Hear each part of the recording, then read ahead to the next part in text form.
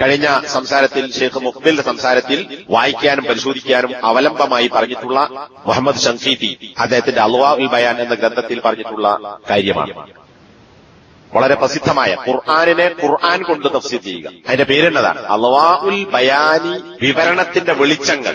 ഈ ഈളാഹിൽ ഖുർആനി ബിൽ ഖുർആൻ, ഖുർആനിനെ ഖുർആൻ കൊണ്ട് വ്യക്തമാക്കുന്നതിൽ. അപ്പൊ ഖുർആനെ ഖുർആൻ കൊണ്ട് തഫ്സീർ ചെയ്യാം എന്നാൽ അത് മാത്രമല്ല, അതിന്റെ പേരെങ്ങനെയാണ്. അപ്പോ അധികവും അതിലുള്ള എന്താ, ആയത്തിനെ ആയത്തുകൊണ്ട് വ്യാഖ്യാനിക്കുക എന്നുള്ളത്. ഹദീസ് കൊണ്ട് വ്യാഖ്യാനിച്ചിട്ടുണ്ട്.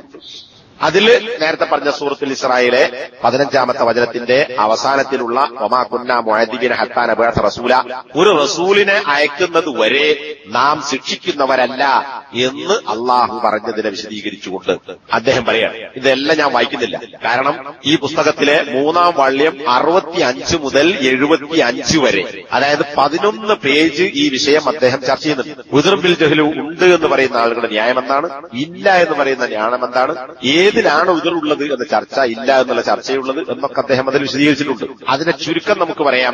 എന്താണ് ഷെയ്ഖ് ഷംഖീതി പറയുന്നത്? അപ്പൊ അതിൽ പറയുന്ന പ്രത്യേകമായ കാര്യങ്ങൾ, ലാഹിറു ഹാദിഹിൽ ആയത്തിൽ കരീമ, ഈ ശ്രേഷ്ഠമായ ആയത്തിന്റെ ലാഹിർ, ബാഹ്യമായി നമുക്ക് മനസ്സിലാക്കാൻ പറ്റുന്നത് അല്ലാഹു സുബ്ഹാനഹു വ തആല തന്റെ സൃഷ്ടികളിൽപ്പെട്ട ഒരാളെയും ദുനിയാവിലോ ആഖിറത്തിലോ ശിക്ഷിക്കുകയില്ല, ഏതുവരെ താക്കീത് നൽകുകയും മുന്നറിയിപ്പ് നൽകുകയും ചെയ്യുന്ന ഒരു റസൂലിനെ അവരിലേക്ക് അയക്കുന്നതുവരെ. അപ്പൊ അത് അയക്കാത്ത ഒരാളെയും ശിക്ഷിക്കുകയില്ല. അത് ഈ ആയത്ത് നേർക്കർ കിട്ടുന്നതാണ്. എന്നാൽ അങ്ങനെ അയക്കപ്പെടുന്ന പ്രവാചകന്മാർ അത് പറയുമ്പോ അവരോട് അനുസരണക്കേട് കാണിക്കപ്പെടുന്നുണ്ടാകാം. ആളുകൾ അവരുടെ കുഫ്റിലും മഴസിയത്തിലും തന്നെ ഈ മുന്നറിയിപ്പിനും താക്കീതിനു ശേഷവും ഉറച്ചു നിൽക്കുകയും ചെയ്യുന്നുണ്ടാകാം. അപ്പോൾ എന്തുണ്ടാവും? ശിക്ഷ ഉണ്ടാവും. പിന്നെ കുറെ കഴിഞ്ഞ് അദ്ദേഹം പറയാം,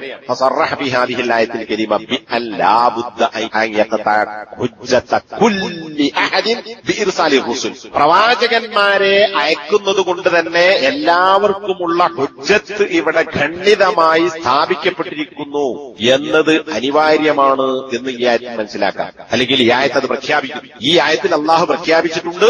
എന്താണ്? അള്ളാഹു സുബ്ഹാനഹു വ തആലയുടെ ഖത്ത് ചെയ്തിരിക്കുന്നു, മുറിച്ചു കളഞ്ഞിരിക്കുന്നു, ഖണ്ഡിതമായി പറഞ്ഞിരിക്കുന്നു. അള്ളാഹിന്റെ ഹുജ്ജത്ത് സ്ഥാപിച്ചു കഴിഞ്ഞു. ഇത് പ്രവാചകന്മാരയച്ചതുകൂടി. അപ്പൊ പ്രവാചകന്മാർ അയക്കപ്പെട്ടാൽ അവരുടെ താക്കീതുകളും മുന്നറിയിപ്പുകളും ജനങ്ങൾക്ക് എത്തിയാൽ അതോടുകൂടി ഹുജ്ജത്ത് സ്ഥാപിതമായി. അപ്പൊ അത് കഴിഞ്ഞാൽ പിന്നെ ഉതിറില്ല. അപ്പൊ എന്താ ഷംഖീത്തിന്റെ വാചകത്തിൽ ഉണ്ടോ ഈ വിവരമൊക്കെ കേൾക്കുന്ന ആളുകൾക്ക് ഉതിറുണ്ട് എന്ന്? ഇനി ആ ചർച്ച 11-ാമത്തെ പേജിൽ, അതായത് 3-ാം വാള്യത്തിലെ 75-ാമത്തെ പേജിൽ അദ്ദേഹം രണ്ട് പക്ഷത്തിന്റെ വാദങ്ങളും ഓരോ വാദത്തിനും മറുപക്ഷത്തിന്റെ മറുപടികളും അതിനുള്ള ഗണനങ്ങളും ഒക്കെ വിശദീകരിച്ചുകൊണ്ട് എന്റെ ഈ സംസാരം കേൾക്കുന്ന വല്ല അറബി തിരിയുന്ന ആളുകളും ഉണ്ടെങ്കിൽ ഇതൊക്കെ ഒന്ന് പരിശോധിക്കണം, നമ്മളൊന്ന് വായിക്കണം. അതായത് പ്രവാചകത്വത്തിന്റെ മുമ്പുള്ള കാലഘട്ടത്തിലെ, നുബുവത്തിന്റെ മുമ്പുള്ള കാലഘട്ടത്തിൽ ജീവിച്ച ആളുകൾക്ക് ഉതിറുണ്ടോ ഇല്ലേ എന്നതാണ് അതിൽ പ്രധാനപ്പെട്ട ചർച്ച. അപ്പൊ അതിലും തർക്കമുണ്ട്. കഴിഞ്ഞ ക്ലാസ്സിൽ ഞാൻ പറഞ്ഞിരുന്നു, അത് വേറൊരു വിഷയമാണ്. അപ്പൊ അതിവിടെ വിശദീകരിക്കുന്നില്ല. ആ വിഷയം നമ്മുടെ വിഷയവുമായി ബന്ധപ്പെടുന്നു എന്നുള്ളതാണ്. കാരണം വിവരം കിട്ടാത്ത ആളുകളുടെ അവസ്ഥ ആരെപ്പോലെയാണ്? പത്രത്തിന്റെ ആളുകളുടെ അവസ്ഥയെ പോലെയാണ് എന്ന് പല പണ്ഡിതന്മാരും പറഞ്ഞിട്ടുണ്ട്. അപ്പൊ ആ പത്രത്തിന്റെ ആളുകളുടെ അവസ്ഥ എന്താണ്? അത് നമ്മൾ പഠിക്കണം. അതിന്റെ ചുരുക്കമാണ് ഈ പറയുന്നത് അല്ലാഹിർ. ഇനി പറഞ്ഞ ചർച്ചകളിൽ രണ്ട് പക്ഷത്തിന്റെയും തെളിവുകളുടെ ഖണ്ഡനങ്ങളും വിശകലനങ്ങളും മറുപടികളും അതിനുള്ള എതിർ മറുപടികളും ഒക്കെ പറഞ്ഞത് അദ്ദേഹം പറയാണ്. ഈ ഫി ഹാദിഹിൽ മസ്അല, ഈ വിഷയത്തിലുള്ള തഹ്ഖീഖ്, അതായത് തഹ്ഖീഖ് എന്ന് പറഞ്ഞാൽ ശരിക്കും സൂക്ഷ്മമായ അന്വേഷണം എന്നാണ്. സൂക്ഷ്മ അന്വേഷണം, അതിൽ നിന്ന് മനസ്സിലാകുന്നത് എന്താണ്? അല്ലെങ്കിൽ കൃത്യമായി പറയാൻ പറ്റുന്ന കാര്യം, അത് യുഅ്ദറുൽ മുശ്രികൂന ബിൽ ഫത്ര ഔല, മുശ്രിക്കുകൾക്ക് പത്രത്ത് കൊണ്ട്, അതായത് പ്രബോധനം എത്തിയില്ല എന്ന ആ ഇടവേള കൊണ്ട് ഉദ്ർ നൽകപ്പെടുമോ ഇല്ലയോ? അവർക്ക് ദുനിയാവിൽ പത്രത്ത് കൊണ്ട് ഇളവ് നൽകപ്പെടും.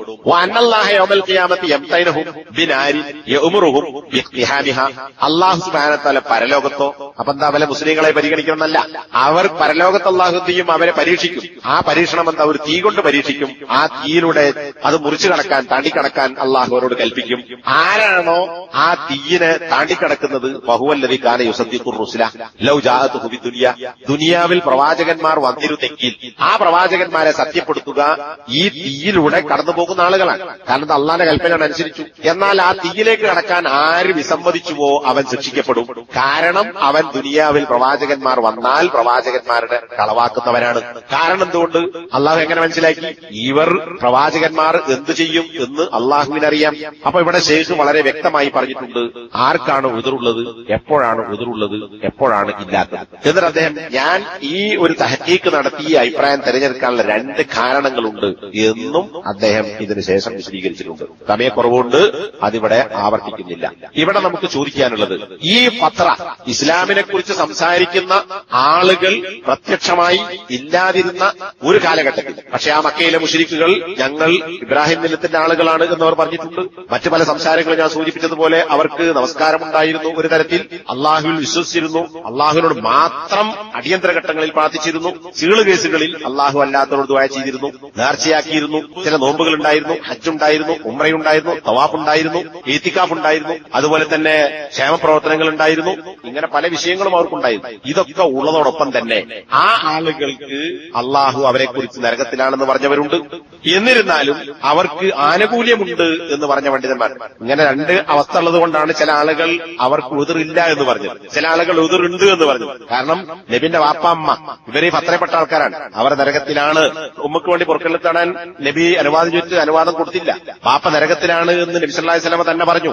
അതുപോലെ തന്നെ അബ്ദുല്ലാഹി ഇബ്നു ജുദ്ആൻ എന്ന് പറയുന്ന ആള് അവന് പ്രതിഫലം കിട്ടുകയില്ല എന്ന് ആയിഷ റളിയല്ലാഹു അൻഹ ചോദ്യത്തിന് നബി സല്ലല്ലാഹു അലൈഹി വസല്ലം മറുപടി നൽകി. ഇവരൊക്കെ ഈ പത്രയിലുള്ള ആൾക്കാരല്ല. അപ്പൊ ആ പത്രയിലുള്ള ആളുകൾക്ക് നരകമുണ്ടെന്ന് നബി പറഞ്ഞിട്ടുണ്ട്. അതിൽ മറുപക്ഷത്തിന്റെ പത്രക്ക് അങ്ങനെ ആനുകൂല്യമുണ്ട് എന്ന് വന്നാൽ നമുക്ക് ചോദിക്കാനുള്ളത്, ആ കാലഘട്ടത്തിലെ പത്രയിലെ നബുവത്തിന്റെ മുമ്പുള്ള മുഹമ്മദ് നബിയായി വരുന്നതിന്റെ മുമ്പുള്ള മക്കയിലെ അറബികളെ പോലെയാണോ കേരളത്തിലെ കുബൂരികൾ എന്നതാണ് നമ്മുടെ ചോദ്യം. കാരണം അവിടെ പറഞ്ഞു കൊടുക്കാനും അറിയാൻ ആളില്ല. എന്നാൽ ഇന്ന് കേരളത്തിൽ നിരന്തരം തൗഹീദ് ദഅവത്ത് നടന്നുകൊണ്ടിരിക്കുന്നു. ഒരു ക്യാമ്പയിൻ കഴിഞ്ഞാൽ അടുത്ത ക്യാമ്പയിൻ, ആ ക്യാമ്പയിൻ കഴിഞ്ഞാൽ വേറെ ക്യാമ്പയിൻ. ചിലതൊക്കെ ഭൗതികമാകാം, ചിലപ്പോൾ സുറൂരികളുടെ നിലപാടാകാം, ചിലപ്പോൾ ഇഖ്വാനികളുടെ നിലപാടാകാം, അത്തരം ക്യാമ്പയിനുകളാകാം, ഒക്കെ ശരിയാണ്. പക്ഷേ അതിനിടയിലും തൗഹീദ് പറയപ്പെടുന്നുണ്ട്. ചിലത് തൗഹീദിന് വേണ്ടി മാത്രം ക്യാമ്പയിൻ നടത്തുന്നുണ്ട്, ശിർക്കിന്റെ ഗൗരവം പറയുന്നുണ്ട്. ഇതൊക്കെ പറയുന്ന ഈ വിവരം കിട്ടുന്ന കേരളത്തിലെ കുബൂരികളെ എങ്ങനെയാണ് പത്രയുടെ ആളുകളോട് തുല്യപ്പെടുത്തി അവരെ പോലെ ഇവർക്കും എതിറുണ്ട് എന്ന് പറയുക? അവർ വിവരം കിട്ടിയിട്ടില്ലേ, അറിഞ്ഞിട്ടില്ലേ, പഠിച്ചിട്ടില്ലേ, ഖുർആൻ ലഭിച്ചിട്ടില്ലേ, നബി ഇന്നതാണ് പറഞ്ഞത് എന്നവർക്കറിയില്ലേ? പിന്നെ എങ്ങനെ ഇവരെ പത്രയുടെ ആളുകളോട് തുലനം ചെയ്ത് ഇവർ